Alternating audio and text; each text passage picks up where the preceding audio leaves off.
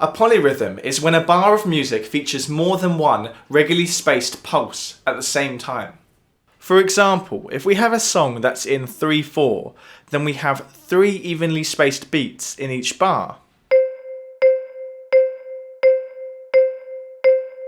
But what if we superimpose 4 evenly spaced beats on top of this? So we now simultaneously have 3 beats dividing the bar and 4 beats.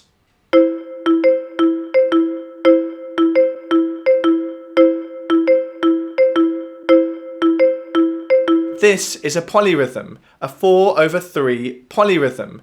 An example of this particular polyrhythm in action is the song Fake Empire by The National.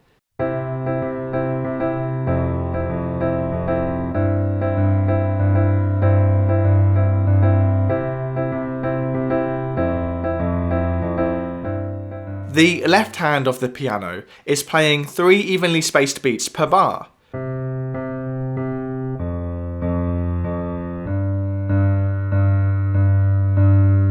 But the right hand is playing 4 evenly spaced beats on top of this.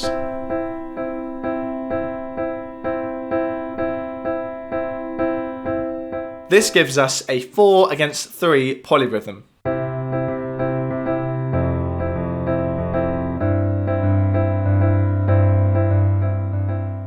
During Snarky Puppy's recent NPR Tiny Desk concert, Michael League got the audience clapping a 4/3 polyrhythm. He instructed half of the room to clap 3 beats a bar, and then the other half to clap 4 on top. From this side of the pillar over here, you're going to be the 3 side. This side of the pillar, you're going to be the 4 side. We're going to do a polyrhythm.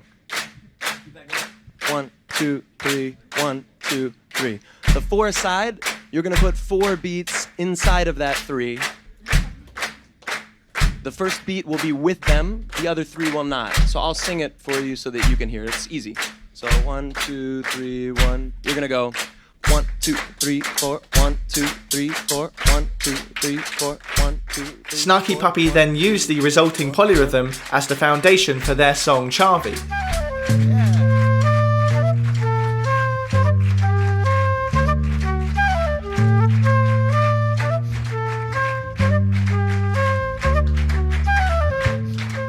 Another common polyrhythm is 3/2. This is sometimes called a vertical hemiola.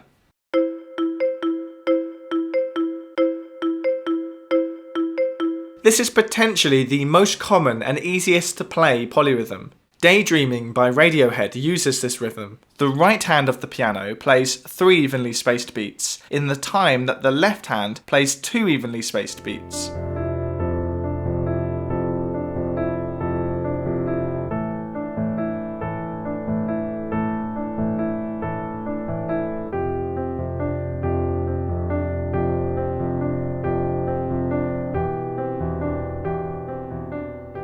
The examples we've looked at so far use a polyrhythm as the foundation of the piece of music. This is sometimes referred to as a cross rhythm, but polyrhythms don't have to be used for the entire song. They can just as easily be an occasional feature, perhaps just appearing for 1 or 2 bars at a time. For example, during the organ solo on Light My Fire by The Doors, the drum starts marking triplets. This creates a 3/2 polyrhythm, because for each of these 3 beats we get in the drums, we get 2 beats from the rest of the band.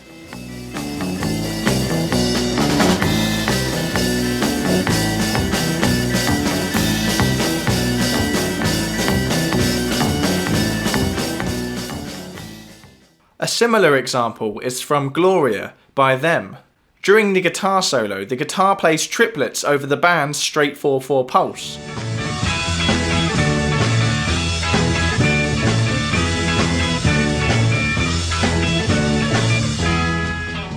Really, any time a quarter note triplet is used above a straight 4/4 pulse, that's a 3/2 polyrhythm. A more extensive example is the chorus melody of Is This Love by Bob Marley. Is this love, is this love, is this love, is this love that I'm feeling? Is this love, is this love, is this love, is this love that I'm feeling? One of my favourite examples of polyrhythm is Chariots of Fire by Vangelis. The song starts with a regular 8th note pulse on the synthesizer. But when the signature piano part enters, it includes these triplets.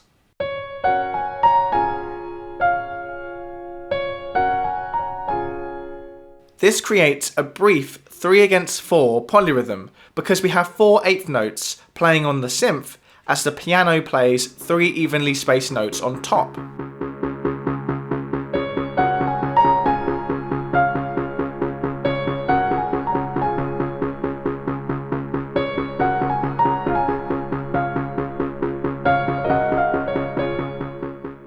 Note that a 3/4 polyrhythm is actually different from a 4/3. The second number in a polyrhythm is the main beat, the prevailing pulse. So going back to the fake empire example that we had at the start, the main pulse here is 3 beats per bar, hence the time signature of 3/4.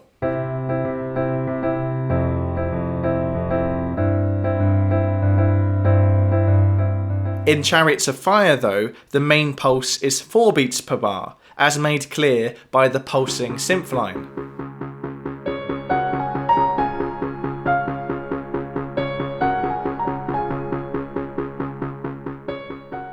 As you can imagine, polyrhythms are extensively used in more progressive types of music, like jazz, classical and prog rock. The band Tool are well known for their use of polyrhythms. A good example is their song Lateralis. The drums are playing a 6/4 time signature, but the vocals are playing an evenly spaced pulse of 8 beats per bar. So this is an 8/6 polyrhythm.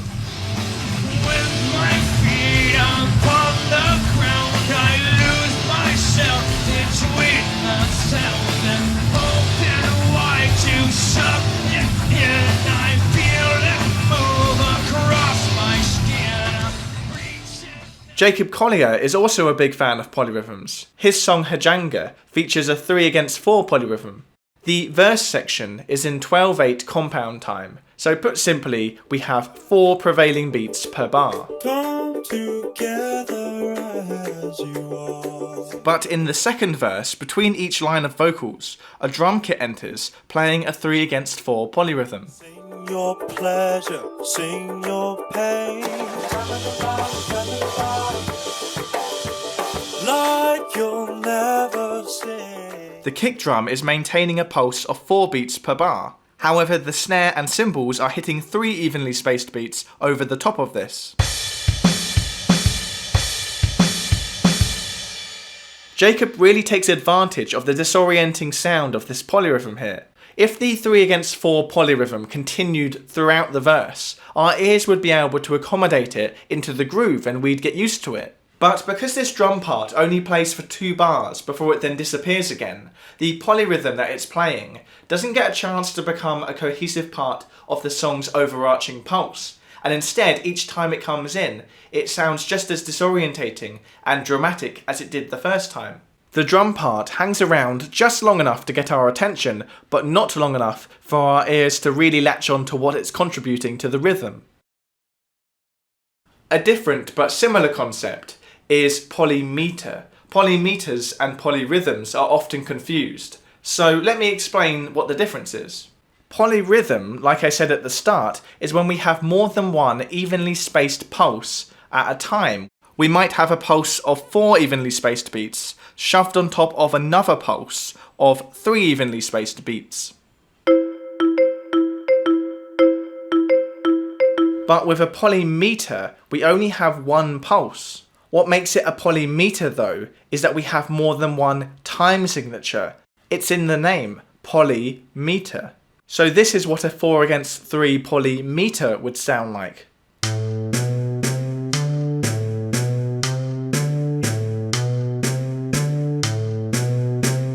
So in this example, the bass is playing in 4/4. However, the snare drum is playing in 3/4.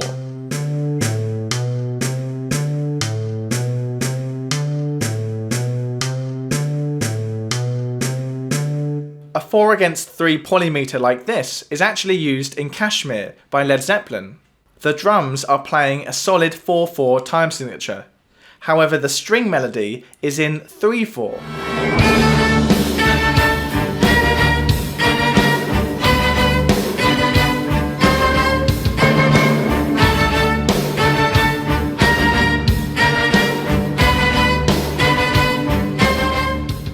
Even though the drums and strings are in two different time signatures, because they're playing at the same tempo with a single unified pulse, they work together. Note that even though I said we have two time signatures playing at the same time, we actually only have one time signature written on the page. This is because it's impractical to actually write two signatures down at the same time, so instead we have to choose one of them, and the other part has to be forcibly written into that signature. Another example of Polymeter is Let Down by Radiohead. The guitar part is in groups of 5/8, however the drums and bass are in a clear 4/4.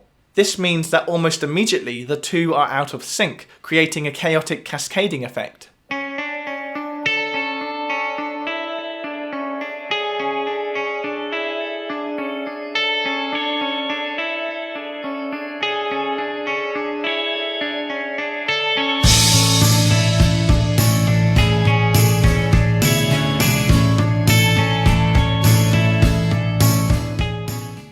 Another example of Polymeter is the aptly named 5/4 by the Gorillaz, which is in 5/4 time.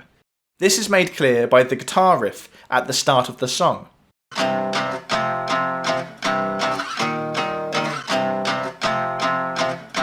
However, when the drums enter, the disorientation begins because the drums are in 4/4.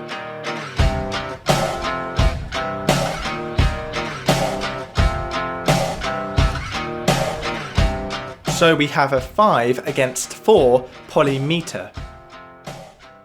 And as always, a big thank you goes to my patrons who make these videos possible, including Adam Granger, Andre Sainz-Diaja, Andrew Brown, Andy Deacon, Austin Barrett, Bob McKinstry, Brittany Parker, Bruce Mount, Chris Cabal, Kieran Bennon, Daniel Long, Darren Harvey, David DeFundifer, Dr. Darren Wicks, Eleanor Skorchensko, Esben Hansen, Eugene Leroy, Eyes, FD Hodor, Golfhouse, Graham Beards, Guillermo Latona, James Ko, J.A. Cockensparger, Joe Vasson, Jonas Soderstrom, Jonathan Banks, Justin Vigor, Lavender Mint Rose, Meg Fellows, Melody Composer Squared, Michael Vivian, Nancy Gillard, Nicholas, Orlando Bernard, Pablo Ocampo, Paul Muller, Paul Pazel, Peter Dunphy, Roger Clay, Snitzelcraft, Steve Daly, Tim Beaker, Timothy Payne, Toot and Vladimir Kodakov.